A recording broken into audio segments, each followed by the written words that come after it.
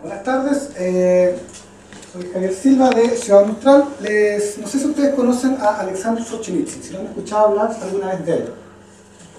¿Un poco? ¿Dónde lo escuchaste? En la universidad. ¿Sí? Sí, pero muy poco. ¿Ah? Sí, ¿Sobre qué? ¿Sobre qué sabían de él? línea conservadora. Línea conservadora. ¿Qué más saben de él? ¿Qué otra idea le puede salir de Alexander Solzhenitsyn? Aquí dice Alexander, que es tu nombre, ¿cierto? Solzhenitsyn, que es un pensador para la libertad. Entonces, ¿qué más saben de él? Aparte de que sea conservador, que era fanático, un amigo de usted era fanático, ¿qué más saben de Alexander Solzhenitsyn? ¿Nada más? Después, Alexander Solzhenitsyn, estas letras son difíciles, entonces ruso, cirílico. Alexander Solzhenitsyn es un... ¿Ruso? ¿No? Está funcionando. Quizás le sacó... No, si está. Está vendido. Eso es sabotaje. ¿Yo lo probé? ¿Sí está funcionando bien? Los que no simplemente sacan por el camino. A ver ahí. Ahí está. Bueno, Alexander Solzhenitsyn, ese joven que vemos ahí, ¿cierto? Él es ruso, nació en 1918, es decir, nació un año después de la Revolución Rusa. Él nació en Kislavoodsk, disculpe mi ruso, ¿cierto? Ahí aparece una O, se pronuncia como A, en una ciudad del sur de Rusia, estudió física y matemática y luego se va al frente, ¿cierto? A la Segunda Guerra Mundial y lo lleva detenido. ¿Por qué? Porque le escribe una carta a un amigo donde critica las decisiones que estaba haciendo Stalin de cómo ordenaba las tropas en esta Segunda Guerra Mundial y se va al Gulag. Supongo que conocen la palabra Gulag. ¿Conocen la palabra Gulag? ¿Qué significa Gulag? ¿Qué les suena de Gulag? Un campo de concentración ruso. Un campo de concentración ruso, pero ¿qué les suena? ¿Qué más saben del Gulag? Aparte que sea un campo de concentración ruso. Enviar a los prisioneros políticos. Se enviaban los prisioneros políticos, ¿cierto? Gulag es un acrónimo. Los rusos son fanáticos para ser acrónimo. La URSS, la KGB, ¿cierto? Son fanáticos para ser acrónimo. En este caso, Gulag es un acrónimo también de la administración de los centros de detención. Son estos gulags que aparecen, digamos, que son una tradición ahí. Hay un tema ahí bien interesante de cómo aparecen los gulags. Los gulags no lo inventan los bolcheviques, no lo inventa Lenin, tampoco lo inventa Stalin. Los gulags son una tradición que viene de la época de los zares, ¿cierto? Donde a los disidentes políticos se los enviaba a campos de concentración, en particular en Siberia, ¿cierto? O a islas alejadas. Es decir, aquí los bolcheviques no hicieron nada nuevo por enviar a disidentes de su gobierno a Siberia o a otros lugares, sino que simplemente tomaron las prácticas que ya venían de una tradición rusa, ¿cierto? Zarista, que siempre pasaba de aquella manera. Él en 1970 recibe el Premio Nobel de Literatura por obras como Pabellón de Canceroso, las que vamos a ver más adelante, ¿cierto? La obra más importante, Un día en la vida de Iván Denisovich, que la vamos a ver más adelante. Luego en 1974, luego de la publicación del Archipiélago Gulag, que es su obra monumental, es expulsado de la Unión Soviética y termina en Estados Unidos hasta el año aproximado 1994. En el año 1980, los chilenos, en la UNCE, en la Academia Superior de Ciencias, ¿cierto? Actual UNCE, organizan un seminario donde lo invitan a Alexander para que venga, pero él, porque vivía en un ostracismo, él rechaza venir y simplemente lo que sucede acá es que se hace ese seminario y se edita un libro que también lo vamos a ver más adelante de qué se trataba, el libro que se edita acá en Chile sobre su figura. En 1994 él retorna a Rusia, ahí el gobierno de Yeltsin le entrega una dacha. Una dacha es una casa de campo donde él pasa sus últimos días hasta el 2008, que es cuando fallece definitivamente en Moscú.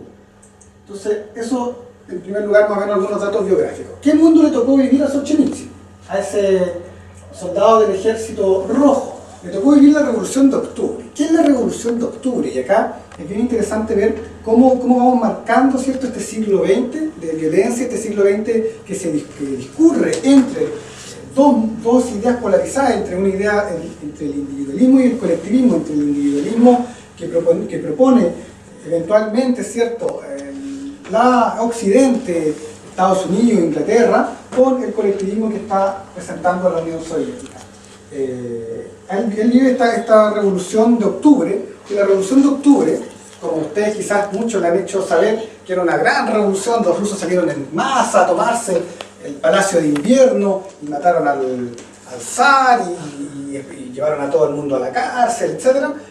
La revolución de octubre fue un putsch, en términos politológicos actuales, fue un putsch. Fue simplemente un golpe de Estado, la vida siguió tal cual, los rusos siguieron viviendo tal cual, lo que estaba pasando en San Petersburgo no tenían idea de lo que estaba pasando en Vladivostok, pero ellos eran una minoría, ¿cierto? Pero que con la violencia propia de los bolcheviques, del marxismo, de Lenin, ¿cierto? A la cabeza de esta revolución, que había pasado en Zúrich, estaba exiliado en Zúrich, pero Occidente le pasa plata para que viaje con 5 millones de dólares a oponerse, ¿cierto? al zar, a hacer una revolución. Occidente le pasa plata a Lenin, es Occidente, el Occidente capitalista. Aparece esta revolución y empieza a generarse el terror rojo. O sea, de partida una minoría, es decir, no todo el mundo, tal como decía la presentación anterior de Alexander, ¿cierto? Cuando hablaba del proletariado, en Rusia no había proletariado. En Rusia no había proletariado porque Rusia era una sociedad agraria. En Rusia no había proletariado porque no existía, el proletariado existe con la revolución industrial, tal como veíamos en la charla anterior. Y Rusia no estaba industrializada, entonces no había proletariado. Entonces todas estas bases marxistas que nos dicen que el proletariado tiene que alzarse contra las clases dominantes, en Rusia no estaban esas condiciones de posibilidad. Entonces se cae ese supuesto, pero Lenin, Stalin, Kamenev, Zinoviev y todos aquellos, ¿cierto?, conocidos por todos ustedes, organizan este putsch, ¿cierto?, y organizan este terror rojo. Y lo organizan, tal como lo dice en alguna parte Trotsky, lo vamos a ver un rato más, organizan esta revolución, ¿cierto?, y llegamos a la época del Congreso de los Soviets. El Congreso de los Soviets, donde los bolcheviques eran minoría, el Congreso de los Soviets decreta la paz, termina con las propiedades latifundistas y aprueba la generación de un congreso, una asamblea constituyente. Y ahí comienza el proceso. Una asamblea constituyente que parece conocida para nosotros, ¿cierto? El proceso que estamos viviendo actualmente en Chile, un proceso constituyente que nuevamente los bolcheviques pierden. Si los bolcheviques eran minoría, y los bolcheviques pierden, pero Lenin desconoce los resultados de esta asamblea constituyente. Entonces, aquí aparece un gobierno provisional hasta que venga la asamblea constituyente por este gobierno de Kerensky. El gobierno de Kerensky, ¿cierto?, un apellido que para nosotros conocemos. Aquí en Chile se escribió un libro con ese apellido. ¿Recuerdan el nombre de ese libro, no? El Kerensky chileno. ¿A quién le decían Kerensky chileno? Hubo un presidente chileno a quien se le escribió un libro con ese titular. Ese libro fue censurado en Chile y ese libro se llamaba El Kerensky chileno. El nombre del presidente y la bajada era El Kerensky chileno. ¿Qué año fue? Al año, Como para achuntar al gobierno. como para apuntarle al gobierno de Eduardo Frei. Ah, A Eduardo Frei Montalva se le llama el Kerensky chileno porque justamente es este gobierno de transición, ¿cierto? Un gobierno de transición que cede a las presiones marxistas, que cede a las presiones de la violencia marxista y que aparece con un gobierno que era provisional, ¿cierto? Que era de transición cuando ya abdican los zares, etc. Y Lenin dice que va a haber un gobierno provisional hasta que tengamos la asamblea constituyente. Pero luego nuestro buen amigo Lenin, que hoy día tiene un clon acá en Chile, ¿cierto?, que es Giorgio Jackson, se visten iguales, usan como la misma cara, desconoce los resultados de la asamblea constituyente.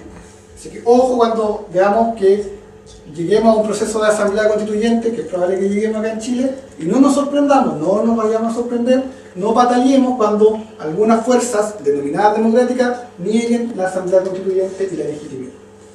Y vino el terror, ¿cierto? Y aquí lo dice muy bien Trotsky, que no entraremos en el reinado del socialismo con guantes blancos y caminando sobre un piso encerado. Es decir, reconoce la violencia, se reconoce la violencia, los marxistas reconocen la violencia. Esa violencia que aterroriza, que manda gente al gulag, que mata a millones y millones de personas. La Krasnaya Gazeta, que significa Krasnaya, ¿sabe lo que significa Krasnaya?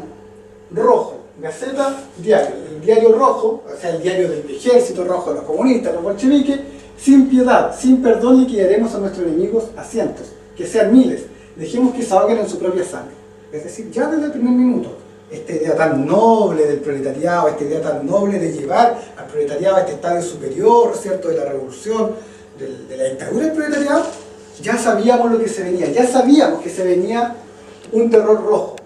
Y eso aparece y se consolida aún más con la época de Stalin, porque en los últimos años de Lenin, en Rusia aparece lo que se denominó la NEP, la nueva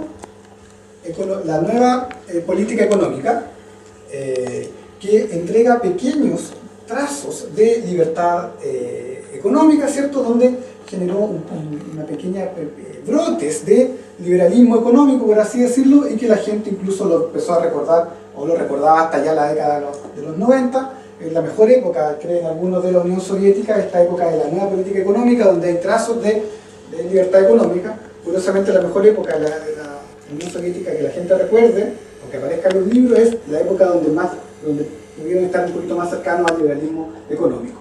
Y cuando muere Lenin, se genera un periodo de incertidumbre y asume Stalin. Y en esa época, entonces tenemos el terror stalinista, las riadas. Hay riadas, no sé si ustedes leyeron 1984 de Orwell. ¿Leyeron 1984? ¿Nadie leyó 1984 de Orwell? ¿No? No lo leí. En 1984 de Orwell aparecen estas figuras, o lo pueden haber leído a ver, ¿dónde más aparece? Aparece en Nosotros. A ver, en Nosotros también aparece en alguna medida, pero más que nada en 1984, cuando atacan, cuando llevan a esta gente, digamos, cuando a Wilson lo sacan y lo llevan a reformarse, ¿cierto? En esa época también en la Rusia soviética agarraban a la gente en las casas y las mandaban a los campos de concentración directamente. ¿Qué problema? O sea, y esto pasó en 1927 y la gran riada de 1938, que es cuando se hace la depuración del Partido Comunista. Se consagra el Gulag en la época stalinista. Empieza a aparecer el Gulag por todas partes, lo dice Anne Applebaum en su libro. Es Stalin el que consagra el Gulag. Ahí aparece. Aparece la hambruna en Ucrania. Todos sabemos de dónde viene este chiste que hoy día es chiste para nosotros los chilenos. El comunista come guagua. Hoy día es un chiste. Hoy día se banaliza. Pero el comunista come guagua, esa frase que hoy día se dice, ¿cierto?, que se le trata de come guagua, viene de la hambruna en Ucrania. Viene de que los pobres campesinos, los kulaks, que eran los campesinos más ricos, pero que fueron expropiados por los soviéticos, cayeron en la hambruna y tuvieron que practicar el canibalismo. Y tuvieron que comerse a sus hijos, se los comían. De ahí viene, cuando ustedes en broma le dicen a un comunista come guagua, lo que le están diciendo es, efectivamente, estamos hablando de estos millones de inocentes muertos en Ucrania.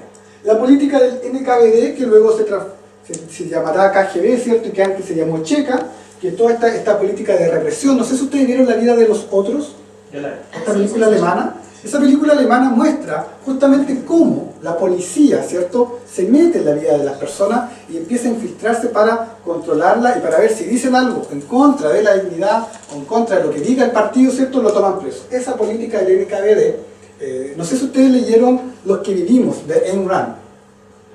En Los que vivimos de Ayn Rand se grafica muy bien a estos tipos de chaqueta negra, ¿cierto?, que era lo de la checa, y cómo se infiltraban en las universidades, cómo controlaban todo. Ayn Rand se va de Rusia en el año 1921, pero alcanza a ver en esos pocos tiempos, en esos 4 años que estuvo, alcanza a ver cómo fue la política totalitaria en aquel momento, que no era la política consagratoria del terror stalinista, estaba todavía Lenin. Había todavía un poco de la nueva política económica, lo dice Ayn Rand en el libro, que podía ser casi biográfico, pero caracteriza muy bien a la política, digamos, de estos tipos, de esta policía que se infiltra en las personas. Y la colectivización, que es básicamente agarrar a los campesinos, ¿cierto?, que eran pequeños campesinos, nunca hubo grandes campesinos, ¿cierto?, y les quitaban la propiedad y generaban los kolkhozes. Los kolkhozes, que eran las granjas colectivas.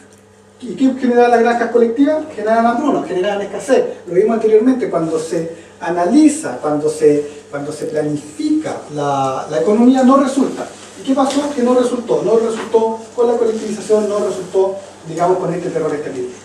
Y Stalin generó los planes quinquenales, ¿cierto?, que eran los planes para industrializar la Unión Soviética. Muchos nos dicen que la Unión Soviética fue exitosa porque, digamos, generó un proceso de industrialización que llevó al primer hombre al espacio, pero ¿cómo se hizo?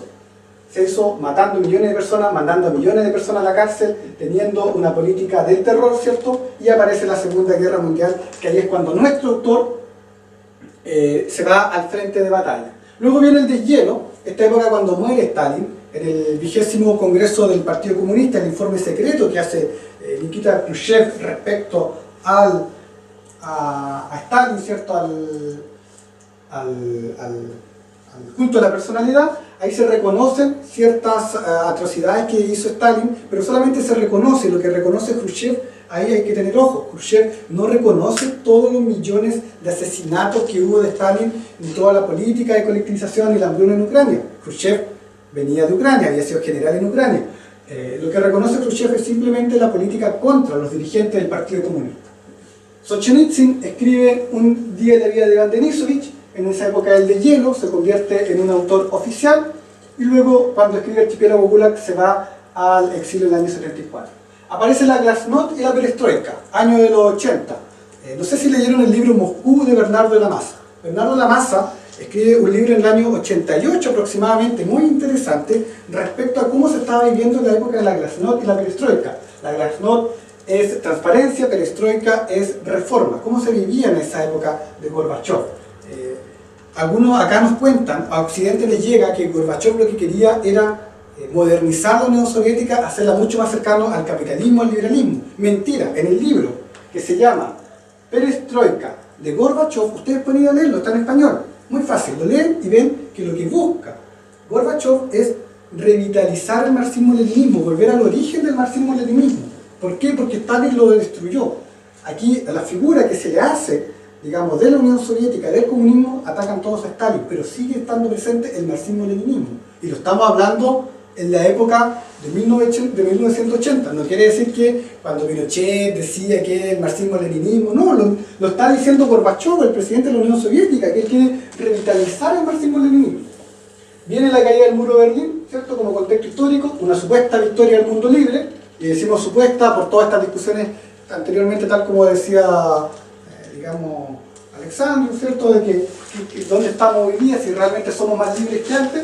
Y la caída de la Unión Soviética, ¿cierto?, con el putsch de 1993, y tres preguntas o tres temas que también toca Solzhenitsyn, que es Rusia bajo los escombros, es decir, cómo está esta Rusia, que no era imperio, es decir, no era grande Rusia, no fue grande por la Unión Soviética, cómo la reorganizamos y cuál es nuestro problema ruso, o cuál es el problema de Occidente. En realidad debería ser el problema de Occidente al final del siglo XX, porque todos estos temas que habla Solzhenitsyn lo cruza con Occidente. Y esa es la importancia y el legado que tiene, porque estamos hablando de un tipo que vivió hace mucho tiempo y que vivió a miles de kilómetros de distancia, pero cuál es el legado que nos deja a nosotros.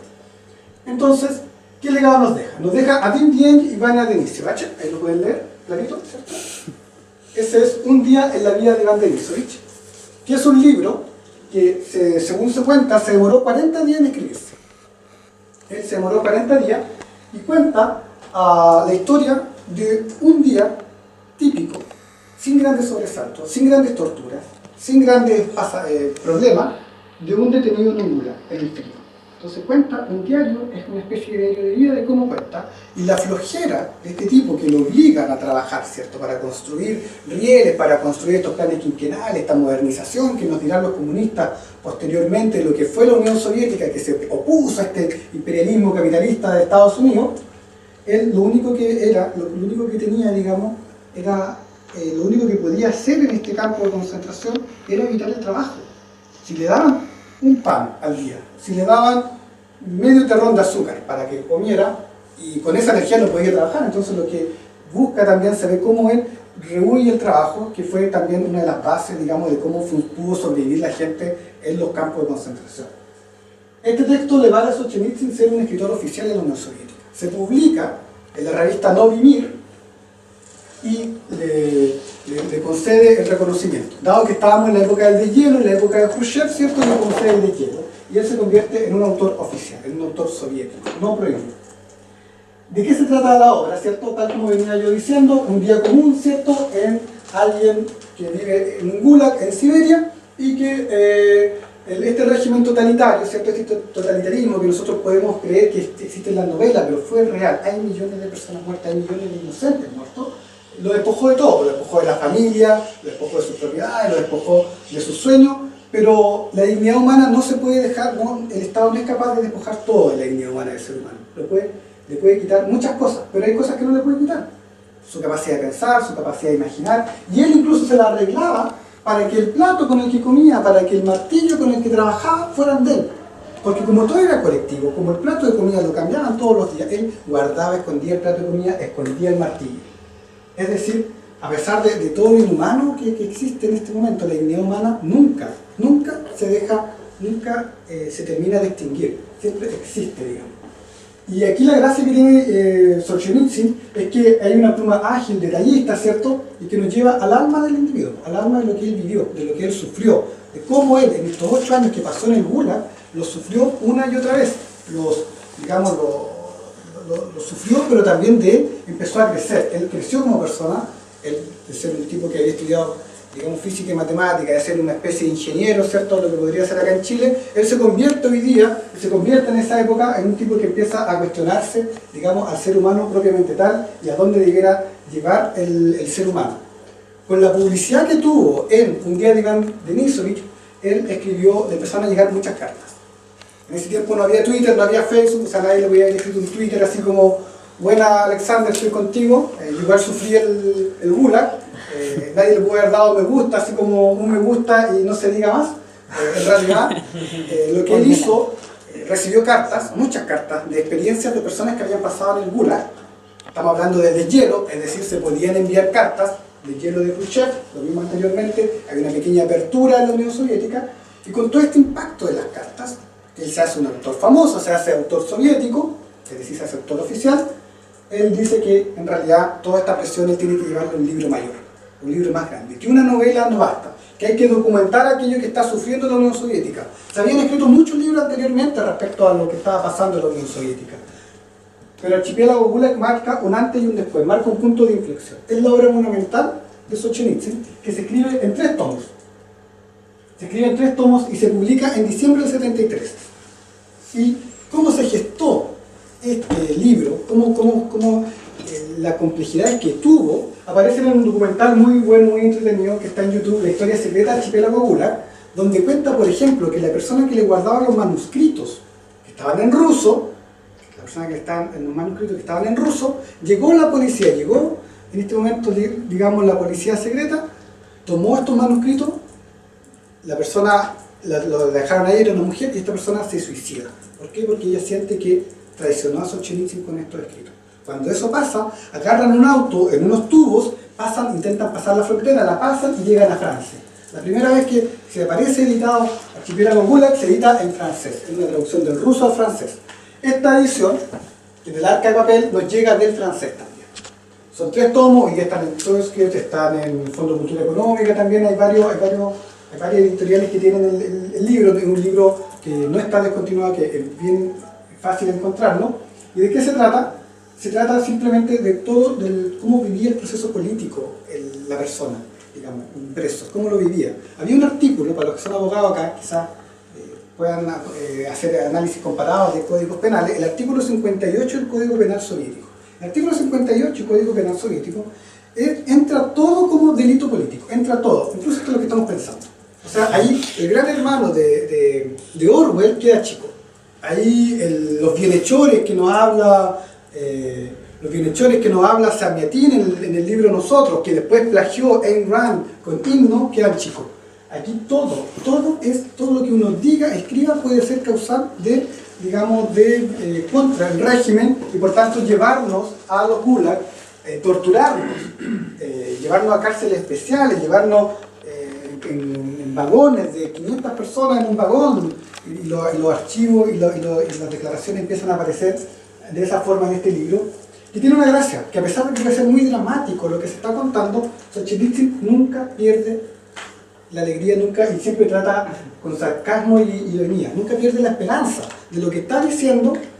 Es una denuncia efectiva de lo que está pasando en esta Rusia soviética, donde Occidente queda, digamos, anonadado porque Occidente ganó con la Unión Soviética, le ganó al nazismo y le entrega en bandeja, negocian, ¿cierto?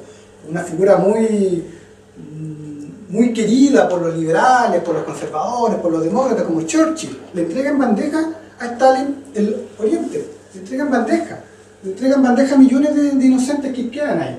Y él nunca pierde, Solzhenitsyn, volviendo a él, nunca pierde, digamos, esta esperanza en el pueblo, nunca pierde la esperanza en el ser humano en general. Él cree que el ser humano es bueno. En ese sentido, si queremos hacer un análisis respecto a si era hobbesiano o si era lockeano, evidentemente él era mucho más lockeano que hobbesiano, porque él entiende que el ser humano es bueno. Si lo que está pasando acá, y lo que está pasando con Rusia, lo que está pasando con Stalin, es por la ideología, no es por las personas.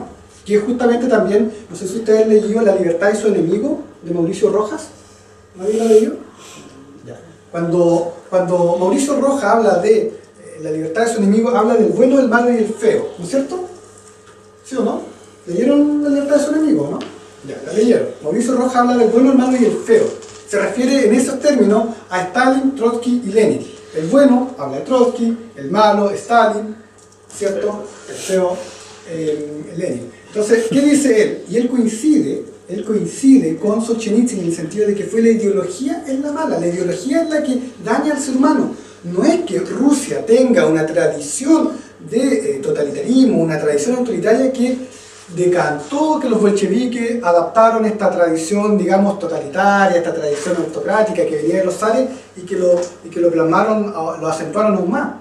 Lo que dice Mauricio Rojas, lo que dice Solzhenitsyn, es que en realidad es la ideología. Y en esto se contrapone a Richard Pipes. No sé si han leído a Richard Pipes. En el libro, por ejemplo, El proceso de integración de la Unión Soviética, él fue decano de la Facultad de Historia de Harvard, le escribe una reseña del libro. No sé si han leído el libro La casa dividida de José Piñera. No he leído ya. No he leído nada. Ya. En el libro La casa dividida de José Piñera, ustedes dan la vuelta y está la referencia de Richard Pipes. Richard Pipes era decano de Historia de Harvard y Richard Pipes dice, a diferencia de Mauricio Rojas y a diferencia de Solzhenitsyn, él dice que en realidad Rusia cae en un totalitarismo porque había una cultura política de autoritarismo que los siglos de zarismo decantaron en los bolcheviques y por tanto era inevitable por esta cultura. Mauricio Rojas, Solzhenitsyn opinan exactamente lo contrario. Y él nos dice, Solzhenitsyn, que el espíritu humano jamás se deja doblegar. O sea, por más que haya opresión, por más que haya tiranía, por más que haya arbitrariedad en algunos procesos políticos, sociales, el espíritu humano jamás se deja doblegar. Porque siempre la dignidad humana es imposible, digamos, la única forma de matar la dignidad humana es matando a la persona. Luego entonces tenemos acá el archipiélago Gulag. Ahí ustedes pueden leer clarito que dice, ¿cierto? Pueden leer ahí la imagen. Este es el archipiélago, ahí dice Soyuz Soviétic Socialistsky Republic, o sea, la República Socialista Soviética. Estos son todos los puntos donde en algún momento de la época soviética hubo campos de concentración. Entonces, por ejemplo, ahí dice clarito Omsk, en Omsk, Karagandan, Novosibirsk, ¿se fijan? Ahí Magadan, y el archipiélago Gulag parte originalmente por acá. Son las primeras islas que empiezan a aparecer ahí. ¿Cómo aparece, cómo parte Archipiélago Gulag? Archipiélago Gulag parte con una noticia que a Occidente, digamos, lo cautivó mucho. Unas personas estaban en el Círculo Polar Ártico y encontraron un pez congelado en los hielos. Y estas personas, al ver este pez, que era de mucho tiempo atrás, se comieron el pescado. Occidente se escandalizó. ¿Cómo un pez que tenía millones de años, cientos de años, se lo comen? Si era un pez para estudiarlo, para saber, un pez que no se conocía, digamos, y se lo come. Occidente se escandaliza de cómo estos rusos tontos se comen un pescado que tiene millones de años. Lo que Occidente no fue capaz de ver, que esas personas que encontraban ese pescado estaban escarbando para poder comer lo que sea, porque estaban en un gulag. Entonces, el segundo libro, bien interesante, es Pabellón de Cancerosos, que es un libro que se publica el año 68. Él entra en una categoría literaria, ¿cierto?, como de autobiografía. Esto es una especie de autobiografía. Solzhenitsyn siempre habla mucho como de la autobiografía, siempre novelada, pero es la autobiografía. Él sufrió cáncer y estuvo en un hospital muy lejos de Moscú. ¿Qué pasaba en un hospital de cáncer en la época soviética? O sea, había que pedir permiso para que viniera la familia a verlo, para que tuviera la lista de espera. O sea, el auge, las escuelas del auge de hoy día, digamos, sí, es como el auge. La época de los soviéticos era como el auge, era que había que tener fila, había que tener contactos para ser atendido. Y nuevamente, novelas largas como Pabellón de Canceroso, como Agosto 1914, o como la que vamos a ver después, el primer círculo, el detalle de los personajes es muy interesante. Uno es capaz de visualizar cuáles son las características de cada uno y es muy realista y tocan al alma de la persona. Es la vida diaria de un hospital. Si se dan cuenta, cómo la novela me va a contar una vida diaria de un hospital, yo conozco cómo son los hospitales, voy a los hospitales, me atiendo, salgo, listo. Pero en realidad tienen una característica distinta a lo que es un hospital de Occidente. O sea, era el hospital soviético, era el hospital burocrático, era el hospital donde los que estaban en los pabellones tenían clases de formación política. O sea, quizá aquí a Alexandre le gustaría que se politice, digamos, un hospital, en su lógica de liberalismo asociativo. Pero como digamos, personas que están atendiéndose por enfermedades tienen que tener clases de formación política. ¿Para qué? Bueno, eso pasaba en Pabellón de Canceroso, eso pasaba en la Unión Soviética, en definitiva. A ese nivel de politización llega, y eso es real. Eso no sale de una caricatura, eso no es una caricatura que los que se hablan de que no, la Unión Soviética pasó, digamos, en realidad el comunismo no funcionó porque fue Stalin. No, pasó, efectivamente pasó.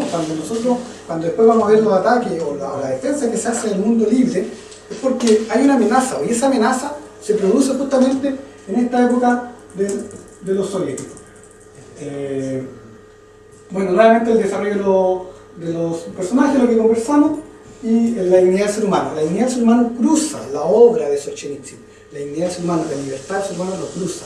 Él es una persona que medita sobre el ser humano. Es un pensador del ser humano, más que un escritor, digamos, un novelista, un pensador del ser humano. ¿Cuáles son los desafíos que tiene que tener cada uno de nosotros? El primer círculo, un libro corto como de 900 páginas, digamos, corto para Solzhenitsyn, siempre se describe mucho, el archipiélago Gulag son como 1500 páginas. Él habla, también publicado en el 68, él habla de las charashkas. Ahí dice clarito charashka, ¿cierto? Charashka. Los rusos no usan tilde, pero esto se hace solamente para ordenarnos a nosotros los latinos, digamos, que donde se carga la voz. Un poquito para que aprendan un poco más de ruso.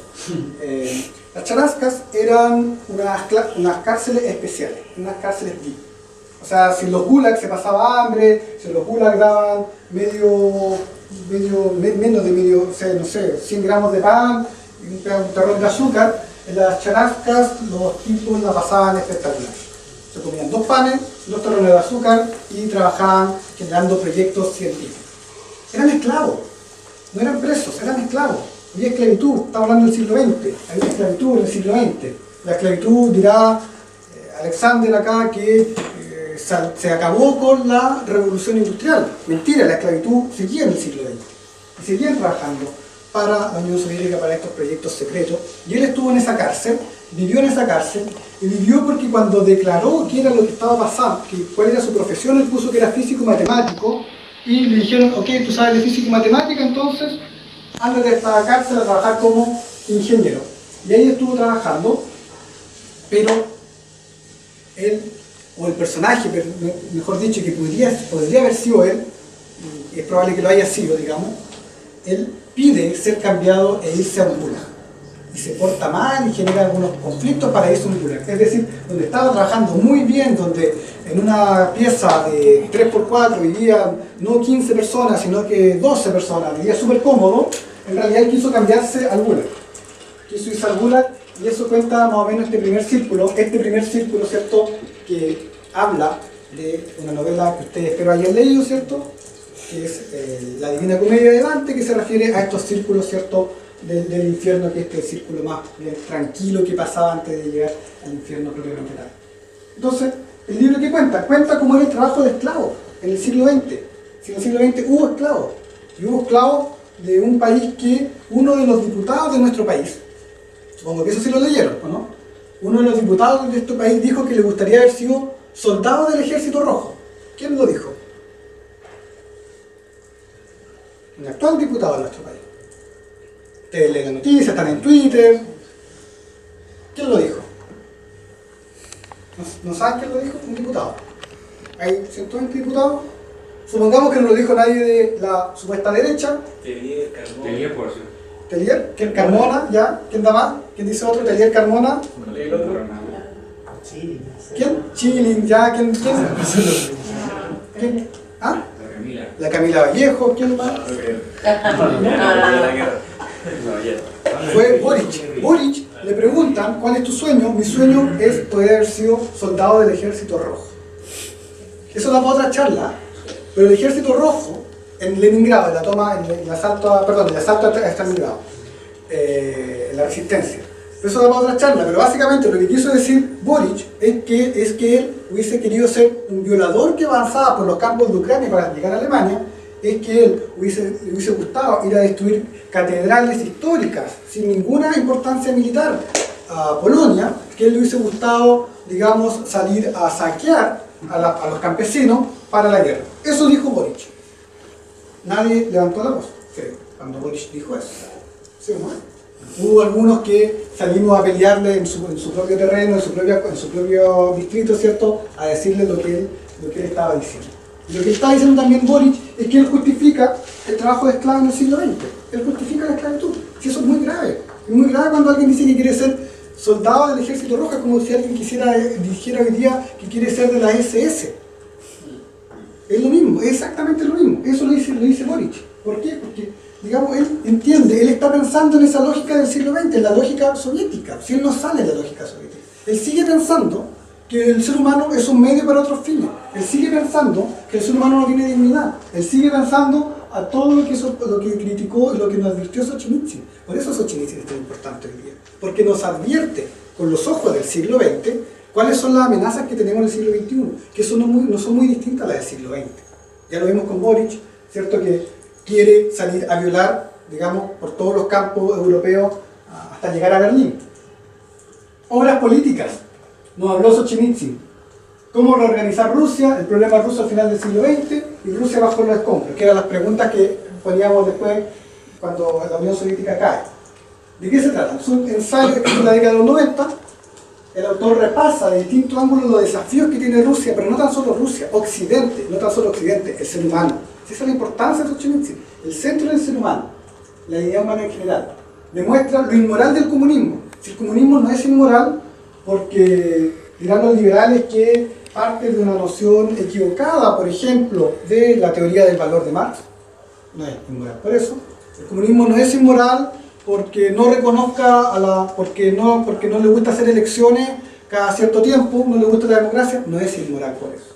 El comunismo es inmoral porque daña a la dignidad de la persona humana en todas sus dimensiones, porque está bien, no reconoce la democracia, pero la democracia no es un valor en sí mismo, pero no tampoco reconoce el tema de la libertad, no reconoce nada del ser humano. Y en eso Solzhenitsyn, digamos, demuestra esta inmoralidad del comunismo y demuestra también algo que es muy interesante, escéptico frente al capitalismo de Occidente. Si el capitalismo de Occidente, ¿por qué hay que ser escéptico frente a Occidente? Porque Occidente se puso de rodillas frente al comunismo. Si Occidente le entregó en bandeja, si Churchill, ¿qué hizo con Stalin? Negoció en la misma mesa, se puso a comer en la misma mesa. No hizo nada para oponerse. Una vez que estaba derrotado Hitler, el siguiente paso, si hubiésemos sido convencidos de la libertad, como nos decían anteriormente, que estamos convencidos de que éramos libres, ir a luchar por la libertad a ultranza, hasta dar la vida, ¿cierto?, por estos millones de inocentes que estaban tras la cortina de hierro. Eso no lo hizo Occidente, ahí hay un error de Occidente, que lo vamos a ver aquí más adelante. Y aquí anterior, y algunas del cómo reorganizar Rusia, espero que ahora se hayan leído este libro, para los que alguna vez fueron gremialistas. En el libro Textos Fundamentales para una Sociedad Libre pueden recoger, ese sí lo leí, ya, algo que hayan leído. Algo que hayan leído. En ese libro se recogen algunas citas bien interesantes del libro Cómo reorganizar Rusia. El libro de hecho se llama Textos Fundamentales para una Sociedad Libre, ¿desde quién hasta quién? ¿Desde qué autor parte ese libro? Si lo leyeron supongo que saben. Desde Burke hasta Solzhenitsyn y Havel. Entonces, este libro denuncia que fue cuando quisieron invitar a Solzhenitsyn a Chile, él renunció a venir. Este libro se llama Denuncia, son ensayos políticos, y aquí destacan algunos ensayos bien interesantes que ustedes también lo pueden encontrar en internet, ¿cierto? La carta a los líderes soviéticos, aquí nos critica nos critica a nosotros los occidentales, nos critica a Estados Unidos, critica a Inglaterra, critica a Francia, que cómo nos pusimos de rodillas frente al marxismo. ¿Qué es lo que está hoy día podría estar pasando frente al islamismo, por ejemplo, la violencia, el terrorismo? El marxismo como la ideología de la mentira, y en esto vuelve a coincidir con este libro, ¿cierto?, de Mauricio Rojas, y él favorece la libertad religiosa. Es decir, él está en la sociedad libre, él es un pensador para la libertad. Aquí otro texto, Advertencia a Occidente, que la secretaria se equivocó en poner esto. La iniquidad de Occidente, teniendo libertad, no hace sacrificios por ella. Los occidentales teníamos la libertad y no nos sacrificamos por ella. La libertad es indivisible. Y tal como decía Alexandra anteriormente, hay que tener una actitud moral ante ella. Es decir, saber que es lo mejor para nosotros. Y como es lo mejor, nosotros luchamos por ella. Si luchamos hasta dar la muerte, hasta dar la vida por ella. Y como Occidente abandonó a Rusia la esclavitud. Como este Occidente, ¿cierto?, que se cree, que enarbola estas banderas de la libertad, ¿cierto?, la libertad individual, de que todos podamos vivir en paz. Resulta que un par de kilómetros más allá teníamos a millones sumidos en la esclavitud.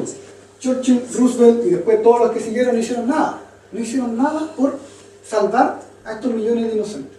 Y ahí Occidente tiene una gran culpa. Por eso Churchill no es un político de la libertad. Es un político de la muerte, es un político de los asesinos, un político aliado al marxismo, es un cómplice de Stalin. ¿De qué más tenemos acá? Hay un discurso en Harvard, que ustedes lo pueden ver en YouTube de manera íntegra, donde critica al legalismo de Occidente. Critica esta cosa de que si está en la ley, ¿cierto?, es correcto.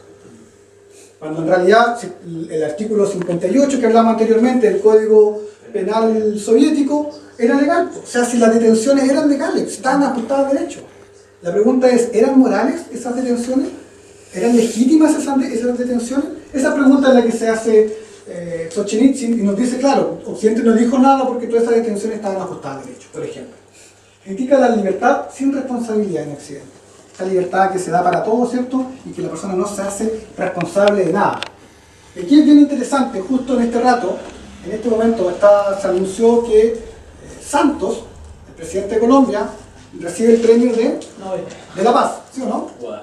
¿Qué dice Solzhenitsyn? Apoya a los gobiernos que luchan contra el terrorismo. Él se opone a quienes dicen que luchar contra el terrorismo es atentar contra los derechos humanos de los terroristas.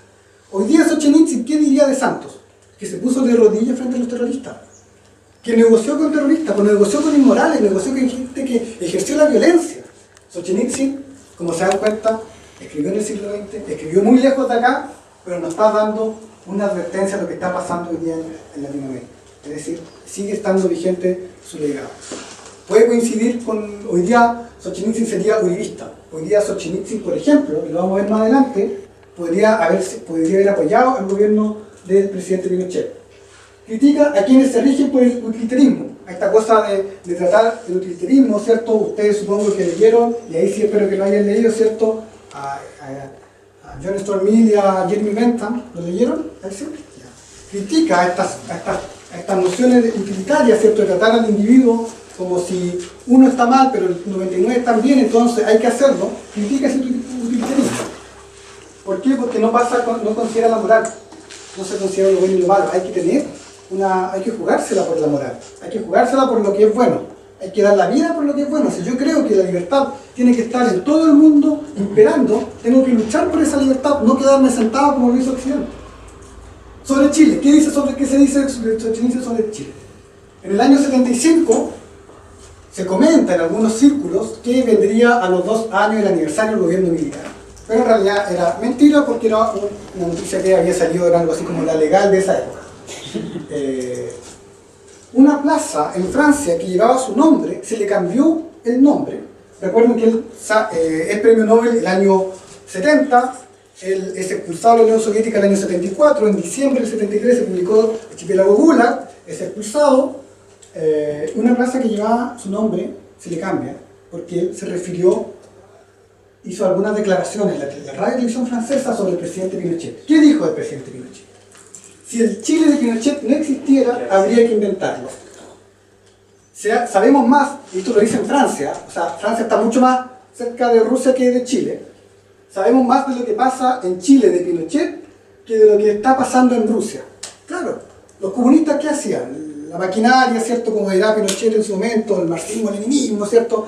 ¿Qué hacía? Le ponía énfasis a Chile, pero ¿qué estaba pasando en Rusia? ¿Por qué estaban más preocupados los franceses, que fueron aliados de los ingleses, que fueron aliados de los rusos, preocupados de Chile? Solzhenitsyn critica aquello, que dice, ustedes se preocupan más de lo que está pasando en Chile de lo que está pasando acá. Y si no existiera Chile Pinochet, habría que inventarlo. Tenemos a este caballero, ustedes supongo que lo conocen. ¿No lo conocen? ¿Nadie lo conoce? ¿Juan Pablo no lo conoce? ¿Sí? ¿Quién es? Václav Havel, ¿cierto? ¿Y él qué nos dice Solzhenitsyn? Él nos cuenta un poco por qué Solzhenitsyn fue expulsado de la Unión Soviética. Y aquí hay una cita textual de él. Ciertamente no fue expulsado porque representaba un poder real. Era un escritor contra cuántos millones que había, contra toda la policía, contra todo el aparataje. Tampoco fue porque los dirigentes soviéticos pensaran que Solzhenitsyn lo reemplazaría y ocuparía su lugar en el gobierno. No era candidato a nada, no estaba peleando en el Politburó, no fue expulsado por eso, no fue expulsado como fue expulsado Trotsky, no fue asesinado en la riada del 30, no fue asesinado como lo hicieron con los dirigentes del Politburó del año 38, no, fue expulsado por algo más, fue un intento desesperado de los dirigentes soviéticos para tapar la verdad que él decía. Él era un escritor de la libertad, un escritor de la verdad, ¿cierto? Y por eso fue expulsado, porque estaba diciendo una verdad. Ahora, ¿muchos libros se habían escrito antes de lo que estaba pasando en Rusia? Sí, muchos libros se habían escrito antes. ¿Por qué Solzhenitsyn? Bueno, él dirá en algún momento, y lo dice Anna Applebaum, es casi como casualidad, le pegó el palo al gato, se viralizó, digamos.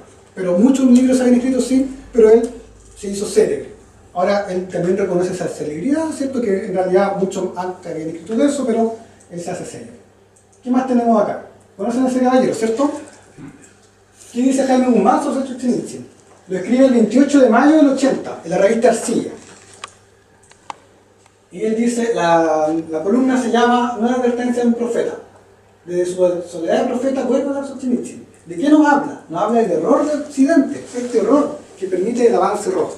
En esa época estábamos en contexto de Guerra Fría, ¿cierto? Guzmán se refiere al tema de la Guerra Fría, pero evidentemente ese error de Occidente hoy día se puede volver a repetir y se está repitiendo. El error de Occidente es lo que pasó Santos y las FARC, es un error de Occidente.